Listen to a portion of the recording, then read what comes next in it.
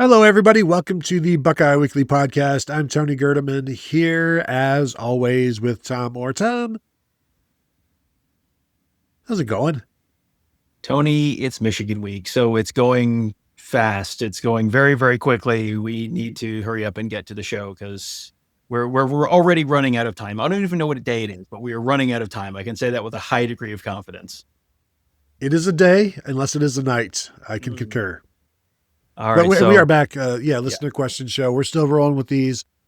And go. All right, next one from @Chip Roush. How big of a lead does Ohio State need for Ryan Day to throttle back and begin to think at least a little about the Big Ten championship and beyond?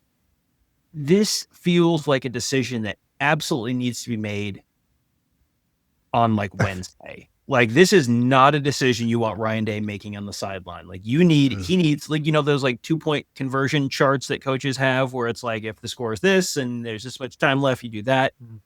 This is a decision that needs to be made in the cold, objective reality of Wednesday and not on the sideline in Ann Arbor when, he wants to be, if he's up by 3 touchdowns and you see the student section sort of starting to walk out and you've got the Ohio State fans doing the OHIO around it, he is going to be feeling it on Saturday. So if that all happens, you want a plan that you made in under fluorescent lights in an office with a whiteboard and some cold cups of coffee. That's when you need to make this decision, not standing on the sideline in Ann Arbor, because you will want blood in that case on Saturday, and that is probably not objectively the correct decision in all circumstances if they do find themselves in this circumstance. In terms of answering the question, Tom, I would say 28 points midway through the third quarter, to where because 24 that's too concerning. If you give them a score, then it's 17. It's like, oh no, we're right back in this thing. 28 points to me in the middle of the third. I think you can just dial things back. I mean, you're not going to take Julian Sayin out. You might take your receivers out and just rest those guys, get them ready. And then it just becomes one of these things where you just run the clock out, you run the ball. At what point, though, do they start running the ball to run the clock out? Is that, as we're talking through these scenarios, 21 points at the half? Are you trying to get one more insurance touchdown to get up by 4? And then you start slowing things down. So 28 points in the third quarter for me feels like that's where Ryan Day will feel like, okay, we can relax a little bit. And then just, there's enough blood. Didn't you have enough blood in the first half? Aren't you sated? And of course the answer will be no, I am not. I want more. But I think 28 points. I think 4 scores. In the third. Yeah. 4 scores, and that's 25, where 3 touchdowns and 3 2-point conversions only gets you to 24. So if you're up 25 points, they have to score 4 times in order to catch up or beat you. 4 scores in the third quarter, 3 scores with 10 minutes left, 2 scores with 5 minutes left, something like that. And, at that point, you're probably downshifting the offense. You're not necessarily pulling the ones, anything like that, but you're probably, running the ball a little bit more, kind of in the, okay, keep the clock moving kind of offense, which, I think that would be, beneficial for them if they could get into that. Because the big picture here is you do have another game the next week, and you've got a game against a team that is ranked ahead of where Michigan is ranked. And while this is the one that has been circled on Ohio State's schedule all year, the Indiana has had the Big Ten championship game circled on their calendar all year. And I think they've probably had Oregon and Penn State circled on their schedule, and they won both of those. So this is an opportunity for them to show, okay, look, we're not just the cute, spunky little group from Bloomington, who only beats the bad teams and loses to the good teams. if you beat Ohio State in Indianapolis, that becomes the single greatest moment in Indiana football history, period, full stop. And then you set yourself up for bigger stuff later. So Ohio State is definitely going to need to. Ohio State cannot just completely just shoot off all the fireworks all at once, regardless of what the score is on Saturday. And I am not expecting this to be a Ryan Day has too many points in the third quarter, and that's his problem. I'm not expecting that to be, No. I'm not expecting this to be the particular coaching challenge that he's facing on the sideline in Ann Arbor. No, and people are watching this like, look at these two idiots talking about what Ryan Day is gonna do with 28-point lead in the third quarter. We were asked the question, all right? This is not our scenario, so back off. I will say throttling down is probably how you win the rushing battle. For one, you're ahead, so Michigan has to throw the ball, and now you're going to run the ball. So that is also a way to win the rushing battle, is just get up early and then kind of coast the rest of the way out. Well, and I think the way that this game does get out of hand is if Ohio State's up and Michigan has to start throwing the ball, because that's not where Michigan is. If Michigan's down 3 scores in the second half and they can't run the ball, that's where you get into the danger zone and you get a turnover there, and then it really can start to snowball. So, I'm not expecting Ohio State to have such a big lead that Michigan is going to have to just completely abandon the run in the second quarter or anything like that. But one of the ways this game could play out is too much stuff gets put on a true freshman Bryce Underwood's plate, and against a defense that has been the best in the nation and a historically great defense, that doesn't necessarily go well. Next one, and this is sort of a little bit of a spin on one that we answered in an earlier show. This is again from Chip Roush. Would you rather lose a close game to Michigan but stomp 2 SEC teams by 10-plus points each in the CFP, or vice versa, where in that scenario where you destroy Michigan but lose a close one to the first SEC team they play in the playoff? I didn't even put this as a Twitter poll because there's only one answer here. There's no national championship guaranteed in this scenario, so you go beat Michigan. Who cares about the SEC? Losing to Michigan and beating 2 SEC teams, what does that do for you? They've already beat 1 this year, and everybody's like, they ain't played nobody, Paul. It's like, well, I mean, they played Texas. I'm sure they'll probably see another one in the CFP. But yeah, go ahead, and everybody wants this win against Michigan, and nothing else after that is guaranteed. So just go get the win against Michigan and, lose to an SEC team. It's happened before, and things have been okay. And people still remember the many SEC bowl losses that followed Michigan losses to Michigan. Let me tell you about the 90s, everybody, if you really want to go down the memory lane. But yeah, go ahead and beat Michigan and lose to Vanderbilt for all anybody should care. Man, the Vanderbilt wins the Rose Bowl over Ohio State timeline is an absolutely wild one. I'm kind of here for it because I would love to see what Diego Pavia does on the field after winning the Rose Bowl for literally Vanderbilt. Man, that is definitely like, no, this is a simulation. That is the moment that you lose me. I'm like, nope. I see. I understand. I'm out. Yeah, and you don't not win the national championship here. I think this is more of a real question because, again, we talked about this on the last show. If you have a chance to win the national championship, win the national championship. You're not guaranteed a national championship, but if you beat 2 SEC teams, you're presumably, say it's the first 2. So that gets you to the semifinals. There can't be that many SEC teams left. And you put this team in the semifinals, I'm probably taking my chances against just about everyone else. So to me, this is much more of an open question, but I understand it. I'm willing to entertain it, but much more from then you're at worst 2 games from a national championship rather than from the narrative perspective. Because the narrative perspective, do you know what the SEC's record in the college football playoff, current numbers of the SEC's record in the college football playoff over the last 2 years is? I believe it's 2-5, I think, because Texas and Alabama both lost in 2023. And last year, Georgia lost their first game, Texas lost, and who else from the SEC was in the playoffs last year? Texas won one game. They beat Arizona State. Texas won two, right? They beat Clemson and Arizona State, and then they lost. So then that's so 5. So they're 2-5. Has that curtailed in just one iota the conversation about the SEC? No, it's just changed it to, well, now they're the deepest conference. And Tony, it's does college football have an NIT where that would matter at all? It sure doesn't. But thanks for asking. But that doesn't matter. It's the deepest conference, Tony. And as we were not saying at all when the SEC was winning the national championship every year, the ultimate measure of a conference, Tony, is how deep it is, not whether it wins national championships. That's old thinking, Tony. So narrative-wise, that doesn't do anything for me. Beating the SEC, like, you probably get some funny SEC shorts out of it, which, congratulations. But to me, it's much more, if you tell me that this Ohio State team is in the semifinals, I probably, you guarantee me that they're at least there.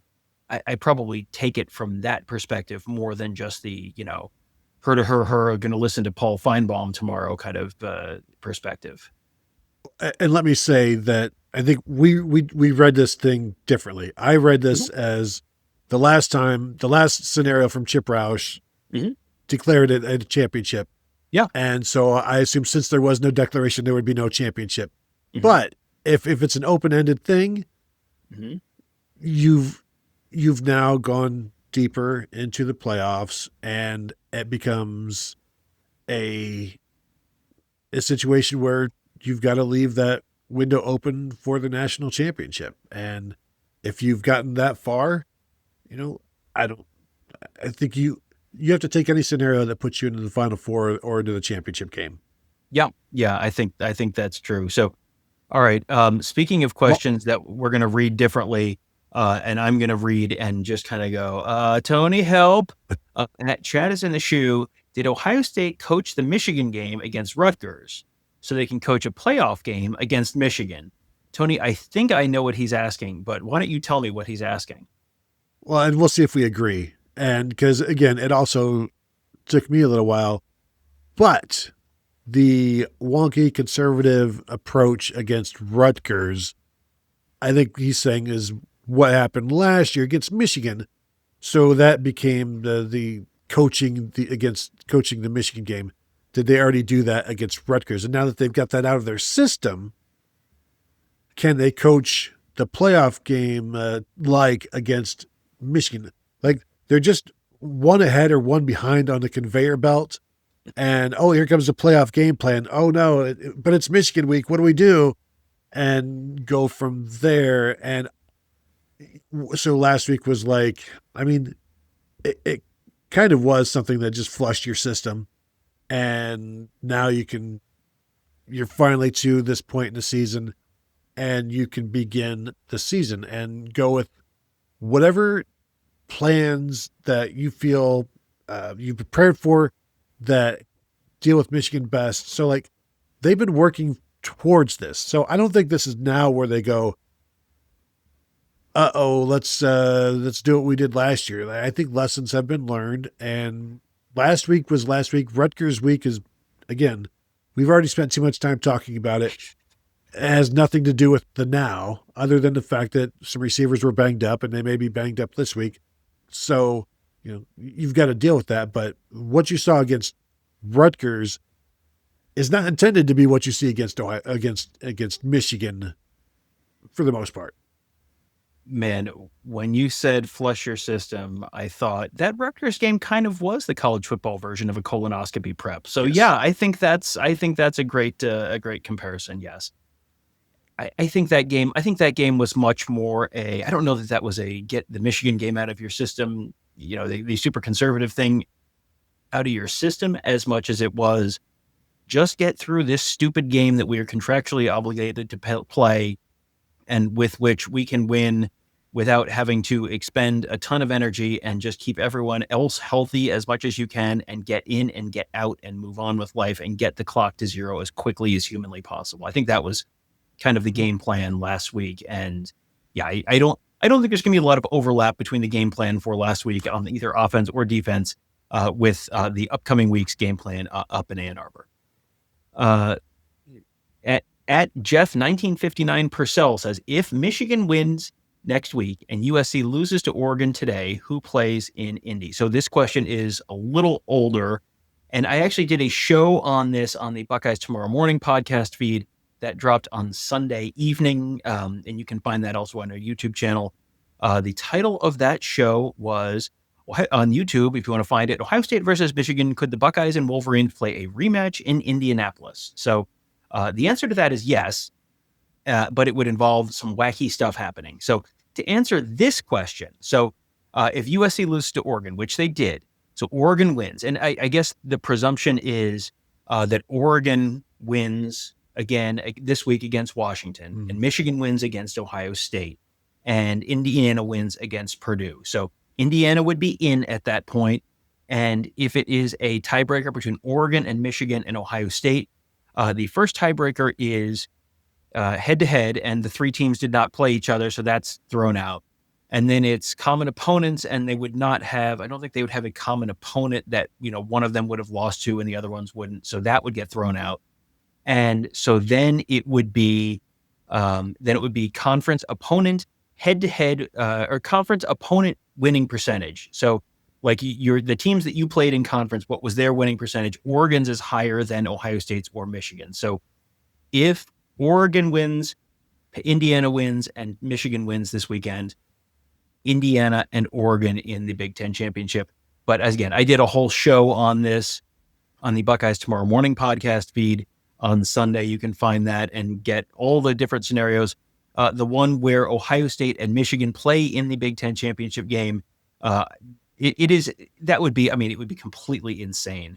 But the scenario is Purdue beats Indiana, Michigan beats Ohio State, and Washington beats Oregon. So you need 3 upsets in the 3 games that matter. But if that happens, Ohio State and Michigan would play in Indianapolis in a game that, Tony, I'm sure the conversation around that would be extremely normal and balanced, and you and I would not fall over dead having to do Michigan week 2 weeks in a row.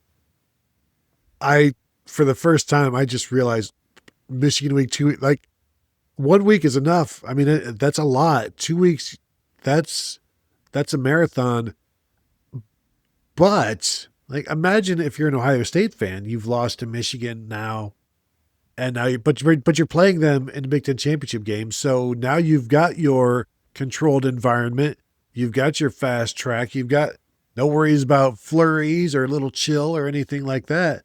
Go show what you can do, and then wouldn't that be fun for Ohio State fans to beat Michigan in the Big Ten championship game and then give Michigan their 3rd loss? It's like, well, 3 losses. Don't think we can have you in the college football playoff at that point. So it's the old man fisherman with the dollar on his lines. Like, oh, you almost had it. You almost got it. That's what Ohio State would be doing to Michigan at that point. They'd lure them in with a win in Ann Arbor, all the while knowing, just wait until you see what happens when Washington beats Oregon and Purdue beats Indiana. Don't worry. All part of the plan. It is going to be hilarious. Don't worry. We got this. And then, boom. Ryan Day, secret Turkish ice cream man. Yeah, 100%. Absolutely. You can see that 100%. Yes. And the last one, Tony, not a question from @FL Brutus. Portnoy needs to be fired. Well, I mean, which one, from where, exactly who are we talking about? But I will be interested to see how Fox moves forward with Dave Portnoy next year. Like, what is the feedback from the conferences? Ooh, this would be an interesting, say we couldn't FOIA it because it would be from the conferences to Fox itself, probably, since that's a private business. Can we FOIA any emails with the name Portnoy or Barstool? We certainly could. You may not get some of the Fox emails, but you'd get a lot of other conjecture. That might be an interesting summertime activity for some enterprising reporter who loves to go through FOIAs and files and PDFs and docs and all sorts of things like that. Well, that's a Matt Brown thing. Yeah. That is, and to steal a phrase from Matt Brown, to the Foyamobile. Yes, that is definitely not a Michigan Week project for us. We have plenty of other projects to worry about this week, and potentially next week, and then lots of potentially several weeks after that as well. So yeah, we maybe we'll dig into that at some point. But yeah, it is certainly a choice, and I will just remind everyone, if you interact with it in any way, you are rewarding the behavior that you do not like. So consider that in your decision-making process. Also, consider throwing a thumbs up to this video if you're watching on YouTube, 5-star rating and review, all of that good stuff. We'd appreciate that. Consider joining us over at BuckeyeHuddle.com. Sign up, become a member, say hello to us there on the Buckeye Huddle message board presented by Jeff Ruby's Columbus. That will do it for, I would say, today, but probably not. That will do it for right now. It'll do it for the moment, right this moment. That's it. I can only guarantee this moment. Thank you all for tuning in, and we will talk to you all later.